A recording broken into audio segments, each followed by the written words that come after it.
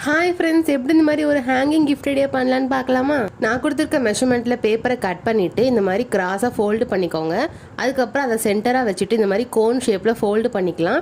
இந்த மாதிரி ஃபோல்டு பண்ணதுக்கப்புறமா மேலேயும் நான் எப்படி ஃபோல்டு பண்ணேன்னு பாருங்கள். இதே மாதிரி நம்ம அந்த சைடு ஃபோல்டு பண்ணிக்கலாம். ஃபோல்டு பண்ணதுக்கப்புறமா ஒரு கட்டரை வச்சு கட் பண்ணிடலாம். நான் எங்கெல்லாம் கட் பண்ணியிருக்கேன்னு பாருங்கள். உங்களுக்கு இந்த மாதிரி சென்டர் பார்ட் மட்டும்தான் தேவைப்படும். அந்த பேப்பரை நான் எப்படி வச்சு ஃபோல்டு பண்ணேன்னு பாருங்கள். இந்த மாதிரி ஃபோல்டு பண்ணிவிட்டு திரும்பவும் அதை ஃபோல்டு பண்ணிக்கலாம். இப்போ அதை ஓப்பன் பண்ணி பார்த்தீங்கன்னா உங்களுக்கு இந்த ஷேப்பில் தான் வந்திருக்கும். இப்போ நம்ம ஃபஸ்ட்டு அந்த சைடு ஃபோல்டு பண்ணோம்ல, இப்போ இந்த சைட்லேருந்து ஃபோல்டு பண்ணலாம். இதையும் நம்ம அதே மாதிரி 2 டைம்ஸ் ஃபோல்டு பண்ணிக்கலாம். இப்போ இதை நீங்கள் ஓப்பன் பண்ணி பார்த்தீங்கன்னா உங்களுக்கு டைமண்ட் ஷேப்பில் வந்திருக்கும். அடுத்ததான் நான் எப்படி வச்சு ஃபோல்டு பண்ணேன்னு பாருங்கள். இந்த மாதிரி பாதிக்கு பாதியாக வச்சு ஃபோல்டு பண்ணிக்கலாம். அதுக்கப்புறம் அதை ஓப்பன் பண்ணிவிட்டு ஃபஸ்ட்டு டைமண்ட் ஷேப் இருக்குல்ல, அதை இந்த மாதிரி கீழே வச்சு ஃபோல்டு பண்ணிக்கோங்க.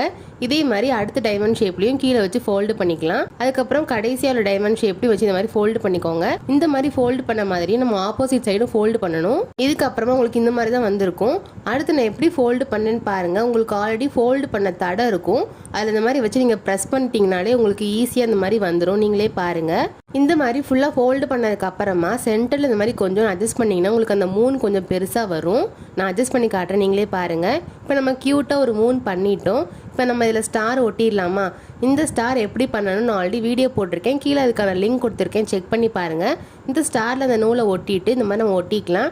கடைசியாக ஃபைனல் லுக் இப்படி தான் இருக்கும். இந்த வீடியோ உங்களுக்கு பிடிச்சிருக்கும்னு நினைக்கிறேன். நீங்களும் ட்ரை பண்ணி பார்த்துட்டு எப்படி வந்துச்சுன்னு கமெண்ட்டில் சொல்லுங்கள். மறக்காமல் இந்த வீடியோக்கு சப்ஸ்கிரைப் பண்ணிடுங்க. பாய்.